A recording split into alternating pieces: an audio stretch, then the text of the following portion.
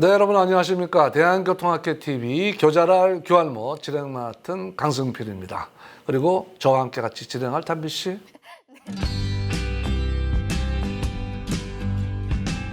네. 반짝반짝해 보이지 않아요, 교수님 오늘 좀? 뭘 또 금가루를 뿌렸어요? 뭐 이렇게 반짝반짝한다고 그래요? 매 회를 거듭할수록 제 뇌가 지금 반짝반짝거리고 있어요. 그래요? 네. 교통 전문가로 거듭나고 싶은. 내세포의 활동이 네. 반딧불이처럼 반짝반짝 빛나고 그렇죠. 있다. 좋습니다. 네. 오늘 담비 같은 소식을 또 전해드릴 텐데 뭐 농담처럼 뭐 반짝반짝거려 얘기했지만은 정말 알면 알수록 전 정말 사실 교통 관심 없었거든요. 그래요? 그냥 뭐 근데 관심이 없으면서 사실은 우리가 교통 속에 살고 있다니까. 그러니까 그 부분이에요. 저는 교통 잘 몰라요라고 시작을 했는데 우리 생활에 우리 일상에 뗄래 뗄 수 없는 그렇죠. 가장 중요한 지금 사람과 역할을 물건이 움직여야 경제가 움직이고 사회가 움직인단 말이에요. 네. 근데 코로나19가 돼가지고 이게 지금 이 사람과 물건이 움직이는데 변화가 생겼어요. 그죠? 큰 변화가 왔습니다. 네. 그래서 저희가 네. 바로 코로나19 그리고 그 이후의 교통생활에 대해서 한번 살펴보도록 하겠습니다. 이어서 계속 돈 말씀해 주실 두 분을 저희가 소개해드리죠. 홍익대학교 도시공학과 황경 교수님. 네, 반갑습니다. 또 멋져졌어요, 교수님? 그래요? 네.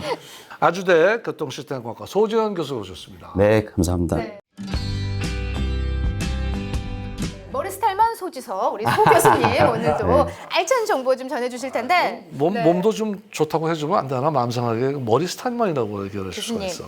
우리 이 교통학회 TV 취지가 뭐예요? 가장 정확한 정보, 가장 신뢰감 있는. 그리고 우리 거짓을 말할 수는 없잖아요. 네네. 자, 그러면 오늘 코로나 이후의 교통시대, 그리고 그 변하는 교통에 과연 우리는 어떻게 해야 되느냐. 이게 참 난감한 숙제를 이 두 분 전문가와 함께 저희들이 고민을 한번 해보도록 하겠습니다.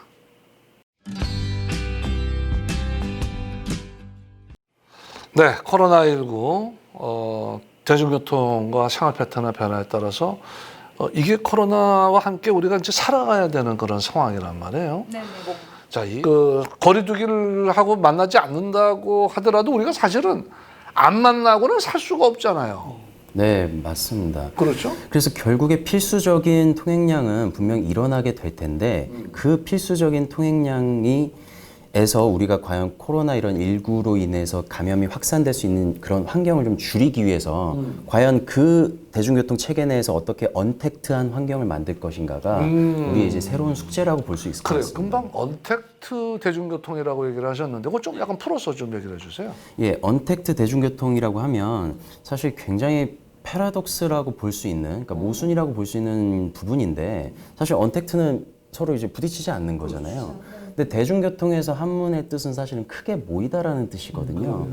그러다 보니까 언택트도 우리는 달성을 해야 되고 우리가 자가용 위주로 교통 체계를 가지 않는 이상은 대중교통 체계로 분명히 가야 되는데 그래서 언택트 대중교통. 그러니까 결국엔 어쩔 수 없이 지금처럼 이렇게 40명 막 지하철 한 칸에서는 뭐 90명까지도 타는 이제 그런 체계가 조금 잘게 쪼개져 가지고 10명 단위로 여러 가지 칸이 좀 이렇게 연결된다던가 그런 약간 좀 발상의 전환이 좀 필요한 시기가 아닌가 그렇게 생각하고 있습니다. 그러니까 그 말 들으니까 전번에 담비 씨가 그런 얘기 했죠. 언제? 지하철에도 칸막이 만들면 어떠냐고. 그러니까 그 투명 칸막이 있잖아요. 그걸 앉아서 왜냐면은 우리가 이동 수단을 우리 다 자가용 탈 수는 없잖아요. 다 킥보드 탈 수는 없잖아요. 그렇기 때문에 이 공공의 이런 대중교통을 이용을 해야 되는데 그렇다면 좀 더 안전하게 해서 그런 칸막이 작업을 하면 왜냐면은 우리 또 수익적인 부분을 또 무시할 수 없으니까 글쎄 그게 가능할지 안 가능할지는 모르겠는데 한번 생각을 해봐야 될 것 같고. 하게끔 만들어줘야 될 것 같아요. 택시 같은 경우에는 사실은 그 운전기사와 승객을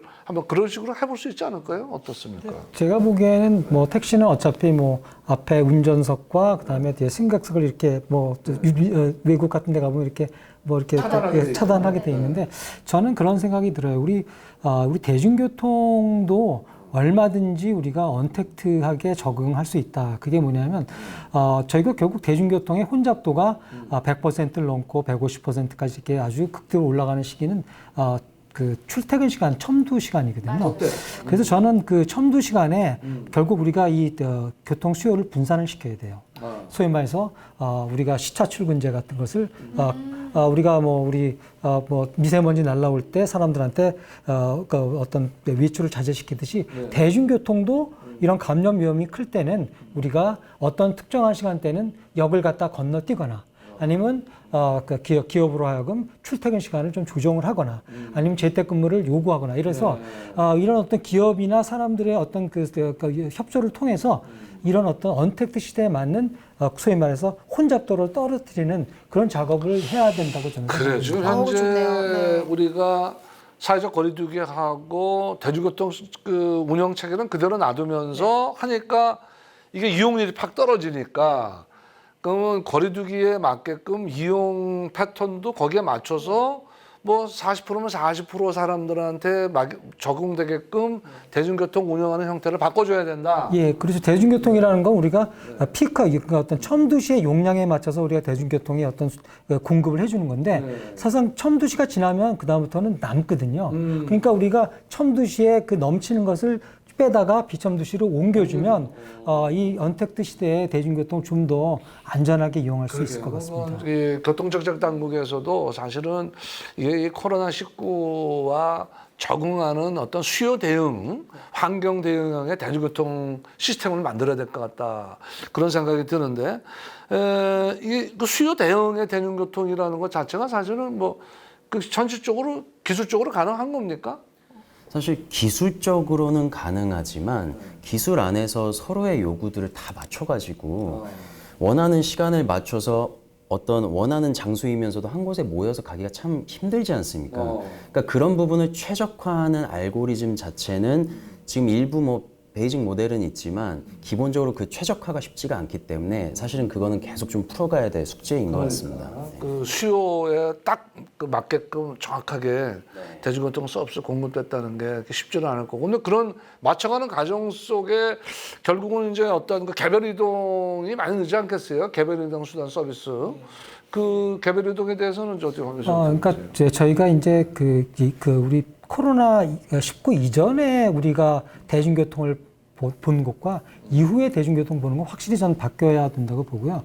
옛날 같이 대중교통을 수요 대응형 이런 식으로 해서 많이 타고 또 마스 같은 걸 통해서 많이 갈아타면서 이렇게 많이 타게 한 그런 옛날의 어떤 패러다임으로 가서는 안 된다고 보고요. 이제는 저희가 새로운 패러다임으로 가야 됩니다. 왜냐하면 이런 어떤 그 코로나19 같은 것이 또 다시 한번 오면 우리 인류는 이제 어떻게 보면 지속 가능성이 이제 떨어지기 때문에 그래서 대중교통에 대한 정책은 전반적으로 아주 근본적인 개혁이 좀 필요하다고 보고요. 그런 차원에서 제가 보기에는 기존에 우리가 개인교통 수단에 대한 우리의 생각, 개인교통 수단은 나쁘다라는 생각보다는 개인교통 수단을 공간적으로 우리가 좀 이렇게 차별화해서 지하로 넣고 또 공중으로 이렇게 분리하는 이런 식으로 해서 개인교통 수단도 하지만 연료는 절대 화석 연료를 쓰지 않도록 하는 방식으로 이렇게 전반적으로 조정을 좀 해야 될 것 같습니다. 금방 이제 얘기를 하셨는데 사실은 이제 우리가 지금 코로나 때문에 많이 위축됐다고 했잖아요. 그렇죠. 근데 네. 우리나라는 외국에 비해서는 아주 괜찮은 편이에요. 식당도 우리는 많이 열었잖아요. 외국은 아예 식당도 그냥 거의 도시 자체가 죽어 있다시피 닫혀져 있고 아예 네온 사인도 밤에 꺼져 있는 데가 있다고 지금 그런 상태가 돼 있고. 근데 지금 미국의 이제 뉴욕 같은 데 보면 굉장히 재밌는 현상이 뭐냐면 도로를 갖다가 폐쇄시켜갖고 어차피 차가 없으니까 도로를 그냥 닫아갖고요. 식당에 있는 테이블을 도로로 옮겨놔서 도로에서 식사를 하도록 그렇게 만들고 있어요. 그러니까 이거를 우리가 어떻게 보냐면 이제는 우리가 기존에 갖고 왔던 어떤 교통 정책을 혁신적으로 이번 기회에 바꿔야 되는데 그 도로라는 것이 차가 다니는 공간이 아니라 이제는 차가 안 다니고 우리의 그런 어떤 우리가 이걸 갖다가 어떻게 보면 전문적인 용어로 상전이라 그러거든요. 어떤 페이스가 트랜지션 되는 이제 근본적으로 변했어요. 물이 얼음이 되고 얼음이 물이 되는 시대에 우리가 왔기 때문에 그런 어떤 변화에 대한 우리가 획기적인 어떤 조치를 좀 취해야 된다. 전향적인 사고 방식과 우리의 또 대응책이 필요한데 이제 아까 우리 이제 황경 교수께서 말씀하시기를 마스라고 얘기를 했는데 마스 그러니까 이제 영어로는 MAAS 마스죠. 네, 마스 플랫폼 이렇게 얘기하는데 마스 플랫폼이라는 게 이게 아마 처음 듣는 분은 좀 생소할 수가 있어요.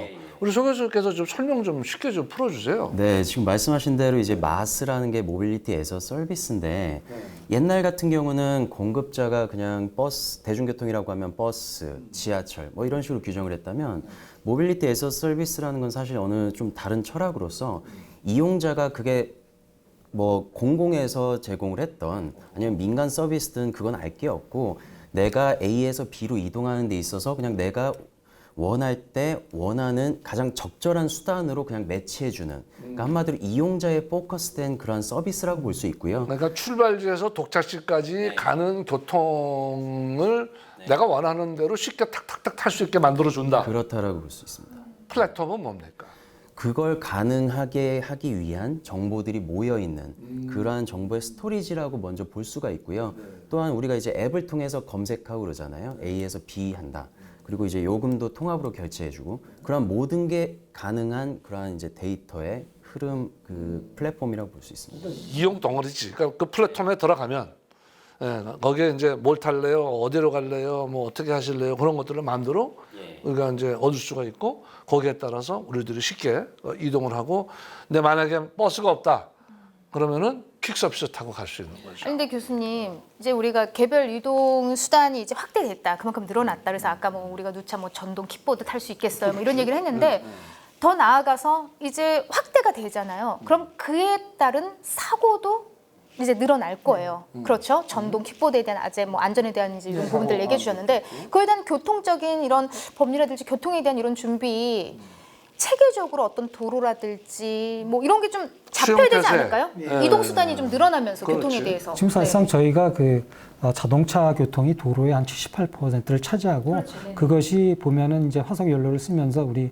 이번에 기후 변화를 통해서 우리 코로나 19를 일으켰다고 저는 보고 있는데 우리가 이제 앞으로 이 코로나 19 이후의 세상에는요 기존의 도로에 대한 우리의 어떤 도로는 차가 다니는 그런 공간이라는 우리의 어떤 선입관을 아주 근본적으로 바꿔야 돼요. 그게 벌써 이미 빠른 해외 도시에서는 뭐 우리 그 미국도 그렇고 이제 유럽도 그렇고 파리도 그렇고 이제 그 남미의 어떤 국가들도 그런데 이번 기회에 도로에서 제가 보기에는 차 대신에 사람과 그다음에 자전거 킥보드도 다니고, 이런 킥보드 이런 것들이 걸어 다니고. 하나의 어떻게 보면 주인이 되는 도로의 주체를 바꾸는 작업을 해야 돼요. 그러나요? 주체를 근데 바꿔야 운전들 하시잖아요.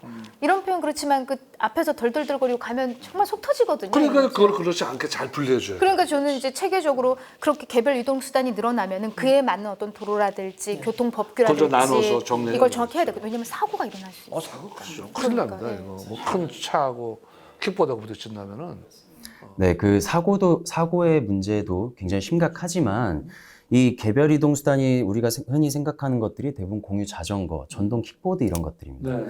이런 것들이 사실은 맑은 날이라든지 그런 상황에는 다 돼요. 그럼 그럴 때는 우리가 괜찮네라고 할 텐데 과연 추운 겨울이나 비 내릴 비가 때, 오거나 눈 내릴 때 혹은 짐을 양손에 정말 많이 들고 있거나 이런 경우는 사실 쉽지가 않다라는 거죠. 그러니까 그런 기후나 그런 상황에도 가능한 개별 이동 수단을 사실 우리가 좀 연구해 봐야 될 필요성이 있습니다. 그러게 말해요. 어쨌든 이제 우리가 이 코로나 19 이후에 이제 여러 가지 대중교통, 개별교통 뭐 이제 변화가 지금 이제 일어나게 되면은 자 이제 우리는 이제 그런 변화된 속에서 아까 이제 황경 교수께서 얘기하셨는데 이제 도로도 뭐 예를 들면은 도로에다 식탁 테이블을 놓을 수도 있고 킥보드도 갈 수 있고 뭐 걷고 다닐 수 있고 축제할 수도 있고 그렇죠. 네네네. 그럼 이렇게 변하는 이 변화된 교통도 변한 이 코로나 19 이후의 도시 이거를 한번 상상을 해볼까요? 저는 코로나 19 이후의 도시는 우리가 어떤 도시가 될 거라고 이렇게 딱 정하는 건 굉장히 무리가 있다고 생각해요. 왜냐하면 코로나 19는 우리가 과거의 어떤 트렌드에 따라서 이렇게 연장해서 예측할 수 있던 일이 아니었거든요. 그러니까 갑자기 우리한테 튀어온 거예요. 그렇다는 얘기는 이럴 때 우리가 접근하는 방법이 이제 시나리오 접근법을 합니다. 이럴 경우, 저럴 경우, 저럴 경우. 저는 이제 3개 정도의 어떤 시나리오를 할 수 있는데 기존의 코로나 19 이전으로 돌아갈 수 있어요. 왜냐하면 사람들은 만나야 되고 만나는 걸 좋아하기 때문에. 만나야 돼요. 그걸 좋아하죠. 네. 그래서 돌아갈 가능성도 굉장히 커요. 거기에 대한 대비도 해야 되고 아니면 이제 새로운 어떻게 언택트의 환경에 또 적응해가는 또 그런 또 있을 거고, 또 하나는 완전히 새롭게 판을 다시 짜는 거죠. 예, 그런 이제 어떤 세 가지. 근데 저는 이제 세 번째 판 중에 판이 제일 중요한데 그게 뭐냐면 결국은 우리는 도시는 그린으로 가야 되겠다. 예, 우리는 도시가 그린으로 가지 않으면 앞으로 머지않은 장래에 또 유사한 이런 어떤 어려운 일을 당할 거고, 또 백신을 기다릴 거고, 기다려서 나오자마자 또 새로운 또 코로나19가 또 올 거라는 올 것 그런, 같다. 예. 다시 반복할 수 있는.